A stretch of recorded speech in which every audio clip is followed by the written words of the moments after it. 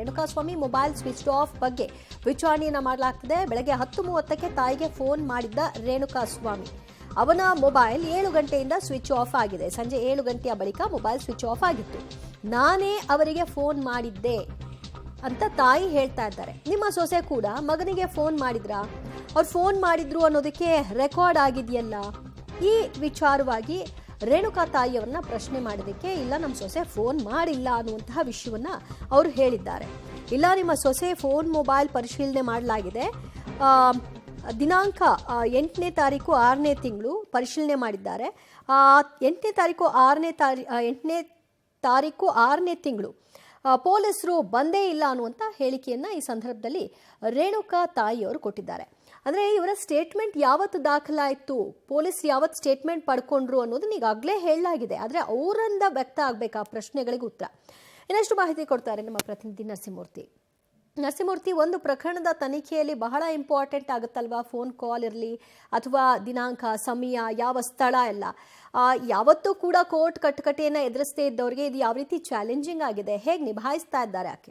ದಿವ್ಯಾ, ನಿಜ. ಯಾಕಂತ ಹೇಳಿದ್ರೆ ರೇಣುಕಾಸ್ವಾಮಿ ತಂದೆ ತಾಯಿಗಳು ಯಾವತ್ತೂ ಕೂಡ ಕೋರ್ಟ್ ಮೆಟ್ಟಿಲ ಹತ್ತಿರಲಿಲ್ಲ. ಹೀಗಾಗಿ ಅದು ಕೂಡ ಪ್ರಮುಖವಾಗಿ ಈಗ ಅವರು ಈ ಪ್ರಕರಣದ ಪ್ರಮುಖ ಸಾಕ್ಷಿಗಳು. ಹೀಗಾಗಿ ತನ್ನ ಮಗನನ್ನ ಕಳೆದುಕೊಂಡಿದ್ದಾರೆ. ಹೀಗಾಗಿ ಅವರೇ ಇದೀಗ ಕಟಕಟೆಗೆ ಬಂದು ನಿಂತಿದ್ದಾರೆ. ಸಾಕ್ಷಿಯನ್ನ ಕೋರ್ಟ್ನಲ್ಲಿ ನುಡಿಬೇಕಾಗಿದೆ. ಹೀಗಾಗಿ ಕೋರ್ಟ್ ಅವರಿಗೆ ಸಮನ್ಸನ್ನ ಜಾರಿ ಮಾಡಿತ್ತು. ಇದೀಗ ಯಾವಾಗ ಅವರಿಗೆ ಸಮನ್ಸನ್ನ ಜಾರಿ ಮಾಡಿದಂತಹ ಬಳಿಕ ಅವರು ನಡೆದಂತಹ ಘಟನೆಯನ್ನು ವಿವರಿಸಿದಂತಹ ಬಳಿಕ ಇದೀಗ ಆರೋಪಿಗಳ ಪರ ವಕೀಲರು, ಅದರಲ್ಲೂ ಪ್ರಮುಖವಾಗಿ ಇದೀಗ A1 ಆರೋಪಿ ಬಾಲನ್ ಪರ ವಕೀಲರು ಇದೀಗ ಪಾರ್ಟಿ ಸವಾಲಿಗೆ ರತ್ನಪ್ರಭಾ ಅವರನ್ನ ಒಳಪಡಿಸಿದ್ದಾರೆ. ಹಲವು ಆಯಾಮಗಳಲ್ಲಿ ಕ್ರಾಸ್ ಎಕ್ಸಾಮಿನೇಷನ್ ಅನ್ನ ಮಾಡ್ತಿದ್ದಾರೆ, ಕೆಲವು ಪ್ರಶ್ನೆಗಳನ್ನ ಕೇಳ್ತಿದ್ದಾರೆ. ಅಂದ್ರೆ ಇನ್ಸಿಡೆಂಟ್ ನಡೆದಂತಹ ದಿನ 10:30ಕ್ಕೆ ಫೋನ್ ಮಾಡಿದ್ರು ಅಂತೇಳಿ ಹೇಳ್ತಿದ್ದೀರಾ. ಆ ಸಂದರ್ಭದಲ್ಲಿ ನೀವು ಎಲ್ಲಿದ್ಯಾ ಅಂತೇಳಿ ನಿಮ್ಮ ಮಗನನ್ನ ಕೇಳಲಿಲ್ವಾ ಅಂತೇಳಿ ಕೂಡ ಕೇಳಿದ್ದಾರೆ. ಇಲ್ಲ, ನಾನು ಕೇಳಲಿಲ್ಲ ಅನ್ನೋ ಮಟ್ಟಿಗೆ ಇವರು ಹೇಳಿಕೆಯನ್ನು ಕೊಟ್ಟಿದ್ದಾರೆ. ಅದಾದ ಬಳಿಕ ನಿಮ್ಮ ಮಗನ ಮೊಬೈಲು ಇಷ್ಟೊತ್ತಿಗೆ ಸ್ವಿಚ್ ಆಫ್ ಆಯಿತು ಅಂತೇಳಿ ಕೇಳಿದಂತಹ ಸಂದರ್ಭದಲ್ಲಿ ಸಂಜೆ 7 ಗಂಟೆ ಸಮಯಕ್ಕೆ ಸ್ವಿಚ್ ಆಫ್ ಆಗಿದೆ. ಅದು ನಿಮ್ಗೆ ಹೇಗೆ ಗೊತ್ತಾಯಿತು ಅಂತೇಳಿ ಕೇಳಿದ್ದಾರೆ. ಇಲ್ಲ, ನಾನು ಆ ಸಂದರ್ಭಕ್ಕೆ ಫೋನ್ ಮಾಡಿದೆ, ಆಗ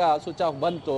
ಮತ್ತೆ ಸಂಜೆ 7 ಗಂಟೆವರೆಗೂ ಕೂಡ ತಮ್ಮ ಮಗ ಇನ್ನೂ ಕೂಡ ಮನೆಗೆ ಬರದೇ ಇರೋದ್ರಿಂದ ನೀವು ಆ ಅಪೋಲೋ ಫಾರ್ಮಸಿ ಬಳಿ ಹೋಗಿ ಪ್ರಶ್ನೆಯನ್ನು ಮಾಡುವ ಕೆಲಸವನ್ನ, ಎಲ್ಲೋದ ಏನು ಎತ್ತ ಅಂತೇಳಿ ವಿಚಾರಿಸುವ ಕೆಲಸವನ್ನ ಮಾಡಲಿಲ್ವಾ ಅಂತೇಳಿ ಕೇಳ್ತಾರೆ. ಇಲ್ಲ, ಆತ ಚಿತ್ರದುರ್ಗದಲ್ಲೇ ಇರಬಹುದು ಅಂತೇಳಿ ನಾವು ಅಲ್ಲಿ ಹೋಗಲಿಲ್ಲ ಅನ್ನೋ ಮಟ್ಟಿಗೆ ಹೇಳಿಕೆಯನ್ನು ಕೊಟ್ಟಿದ್ದಾರೆ. ಅದ್ರ ಜೊತೆಗೆ ಇನ್ನು ಇಲ್ಲಿ ಮಗನ ಮೊಬೈಲ್ ಸ್ವಿಚ್ ಆಫ್ ಆದಂತಹ ಬಗ್ಗೆ ತಮ್ಮ ಸೊಸೆ ಮತ್ತೆ ಮಾವನ ತಮ್ಮ ಪತಿಯವರಿಗೆ ಈ ಒಂದು ವಿಚಾರವನ್ನು ಹೇಳಿದ್ದೀರಾ ಅಂತೇಳಿ ಕೇಳಿದಂತಹ ಸಂದರ್ಭದಲ್ಲಿ 7 ಗಂಟೆಯ ನಂತರ ಹೇಳಿದ್ದೆ, ಅದಕ್ಕೂ ಮೊದಲು ನಾನು ಹೇಳಿರಲಿಲ್ಲ ಅನ್ನೋ ಮಟ್ಟಿಗೆ ಇದೀಗ ರತ್ನಪ್ರಭಾ ಅವರು ಹೇಳಿಕೆಯನ್ನು ಸಹ ಕೊಡ್ತಿದ್ದಾರೆ. ಅದ್ರ ಜೊತೆಗೆ 7 ಗಂಟೆಯ ನಂತರ ನಾನು ಫೋನ್ ಮಾಡಿದಂತಹ ಸಂದರ್ಭದಲ್ಲಿ ಆತನ ಮೊಬೈಲ್ ಸ್ವಿಚ್ ಆಫ್ ಆಗಿತ್ತು. ಹೇಗೆ ಗೊತ್ತಾಯಿತು ನಿಮ್ಗೆ ಅದು 7 ಗಂಟೆ ಸಂದರ್ಭದಲ್ಲಿ ಅಂತೇಳಿ ಕೇಳಿದ್ದಾರೆ. ಆಗ ಇಲ್ಲ, ನಾನು ಆ ಸಂದರ್ಭಕ್ಕೆ ಫೋನ್ ಮಾಡಿದಾಗ ಸ್ವಿಚ್ ಆಫ್ ಬಂತು. ಬೆಳಿಗ್ಗೆ 10 ಗಂಟೆಗೆ ಫೋನ್ ಮಾಡಿದಂತಹ ಸಂದರ್ಭದಲ್ಲಿ ಆತ ಸ್ನೇಹಿತರ ಜೊತೆ ಊಟಕ್ಕೆ ಹೋಗ್ತೀನಿ ಅಂತೇಳಿ ಹೇಳಿದ್ದ.